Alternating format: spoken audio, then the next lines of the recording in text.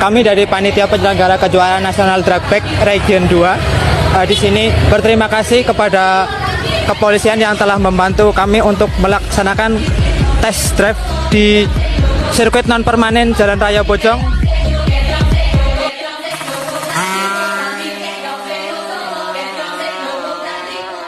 Dari start sampai finish jalannya aman dan mulus, layak untuk dilaksanakan kejurnas drag bike ya Mas ya? Iya. Oke, siap.